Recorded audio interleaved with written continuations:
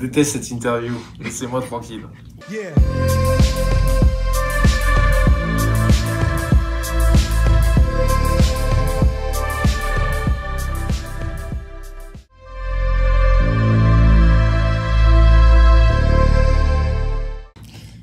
Qu'est-ce que je fais là?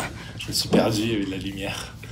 Je m'appelle Sylvain Ferret, je suis auteur de bande dessinée et j'interviens dans le cadre du festival d'Hémisséiade, qui est un festival de science-fiction qui propose des animations et des projections de films de science-fiction à travers la France dans plusieurs salles de cinéma sur une thématique qui cette année est l'intelligence.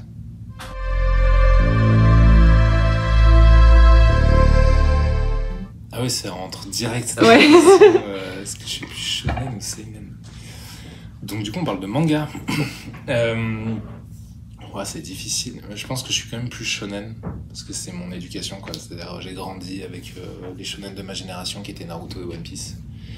Donc je lis majoritairement des shonen quand même en manga, mais je lis un petit peu de tout.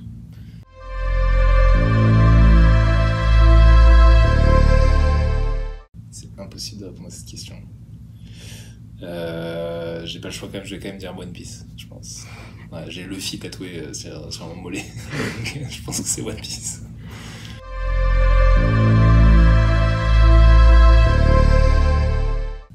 Bah, un manga, c'est une BD. En fait, c'est trop compliqué, j'en ai beaucoup trop. Même en manga, j'ai dit One Piece, mais il y en a tellement. Je pourrais dire Akira, je pourrais dire tellement de trucs différents. Les bandes dessinées qui m'ont vraiment marqué, il y a un truc qui s'appelle Le Combat Ordinaire de Manu Larsonnet. C'est une série de 4 tomes qui m'a vraiment fasciné quand j'étais gamin, qui parle d'un photographe de guerre qui revient vivre à la campagne. Ça, c'est une BD que j'ai adorée, mais sinon, dans des trucs un peu particuliers qui m'ont marqué quand j'étais gamin, une BD de David B qui s'appelle L'Ascension du haut mal, qui parle d'épilepsie. Il y a tellement dans les auteurs plus contemporains, enfin, Manu Larsonnet est toujours un contemporain, mais là, dans les derniers trucs qui sont sortis, moi j'adore le travail du label 619, et puis après je peux parler aussi de mes potes, mais qui s'appelle Jim Bishop, que j'aime beaucoup. Enfin bref, il y a plein de gens dans la BD que j'aime beaucoup.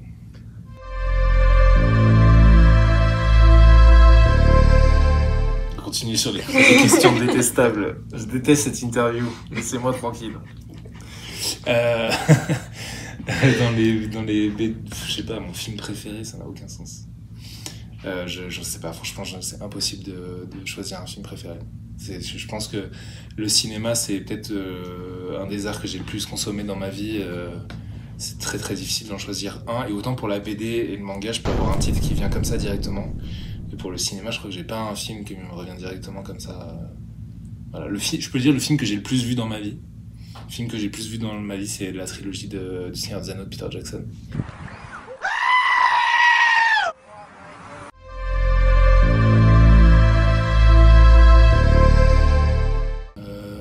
Ouais, c'est possible.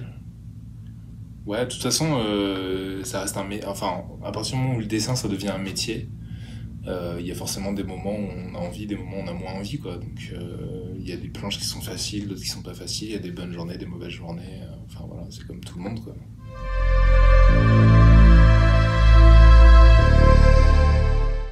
Ouais, c'est plutôt dur de trouver une maison d'édition. C'est dur de trouver une maison d'édition, et après, c'est dur de trouver une maison d'édition qui propose un contrat honnête. Mais il faut essayer, quoi. Il faut essayer. Moi, je conseille plutôt d'aller, quand on cherche un éditeur, donc on monte un projet pour la bande dessinée. Donc monter un projet pour la bande dessinée, en gros, pour la faire vite, c'est écrire une ébauche de scénario, un synopsis, un résumé, faire quelques planches. Voilà, ça c'est un projet, le monter, il faut que ce soit clean.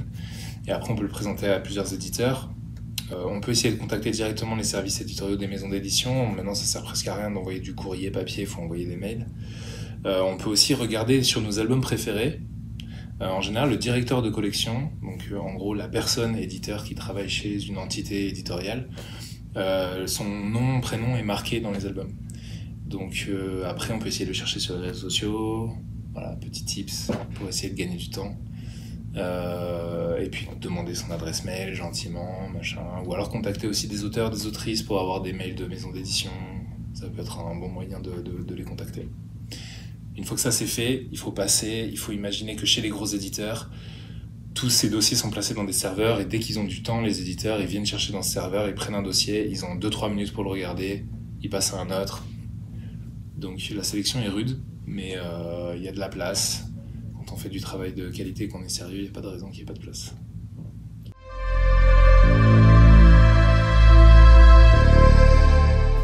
Ouais, je fais tout. J'écris, je dessine et je mets en couleur. Réponse courte cette fois.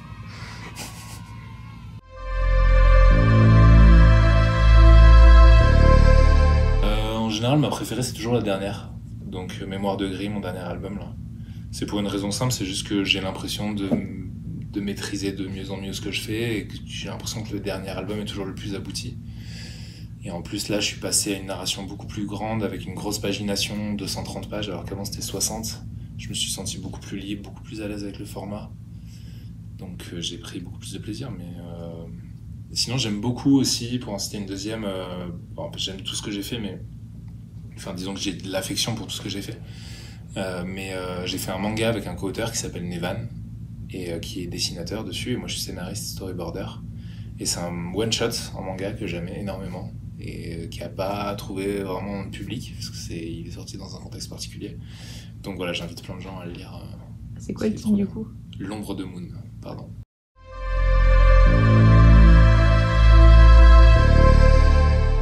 Ouais, carrément. Moi, j'aimerais un peu plein de trucs, en fait. Je pensais pas être scénariste. Quand j'étais petit, je voulais juste dessiner. La couleur, je détestais ça. Je suis devenu coloriste. Donc maintenant, je suis scénariste, dessinateur, coloriste. J'aimerais beaucoup écrire pour le cinéma, écrire pour l'animation, faire du storyboard. Je fais du concept art aussi pour le jeu vidéo. Je fais des illustrations d'affiches. Moi, j'ai envie de toucher un peu à tout, quoi. Voilà.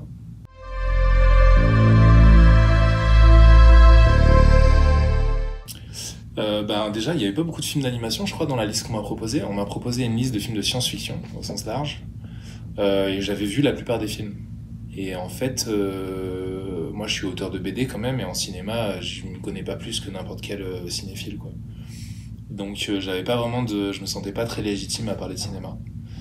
Donc, j'ai choisi un film d'animation déjà parce que ça se rapprochait un petit peu plus de ce que je connaissais en termes de technique, d'animation 2D, donc travail du trait, de l'anatomie, travail des plans. Plus facile pour parler de storyboard, je trouvais, je sais pas, je me sentais un peu plus proche de ce média. Et puis Satoshi Kon, c'est un auteur que j'aime beaucoup pour un manga qu'il a fait qui s'appelle Opus, et qui est une espèce de manga un peu méta sur le métier d'auteur de bande dessinée. Et je sais pas, j'avais le sentiment que ça me plairait, et c'était un des seuls films que j'avais pas vu, Paprika. Et du coup, je trouvais ça marrant de me lancer dans une espèce d'expérience où j'allais être un peu vierge du contenu, un peu comme les spectateurs qui allaient voir le film. Et voilà. Bon, du coup, j'ai un peu triché, je l'ai déjà vu quand même. Mais je l'ai vu là dans la semaine, quoi. Voilà. Donc je trouvais l'exercice marrant.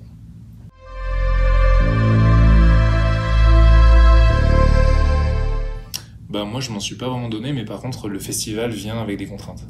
Ils me disent, on veut parler de tel thème, on voudrait un personnage comme ça, on voudrait que tu réutilises un peu des couleurs de l'ancienne affiche, machin, etc. Enfin bref, ils viennent avec j'ai un brief, quoi, qui est quand même assez libre. Et après, je fais quelques croquis, on en discute. Franchement, ça va très vite, c'est très facile de dessiner, de travailler avec les Miss Eliade. Est-ce que t'as aimé la faire au moins, l'affiche ? Carrément, non, j'aime trop. J'ai fait des trois années de festival et c'est trop bien. Moi, ça me fait une respiration pendant une semaine ou deux, je bosse là-dessus. Et ça me permet de mettre un peu la BD de côté et de travailler sur un projet de commande, mais qui est sur des thématiques qui sont cool parce qu'on parle quand même de science-fiction. Donc non, franchement, trop content. Je suis prêt pour la prochaine. Je suis là.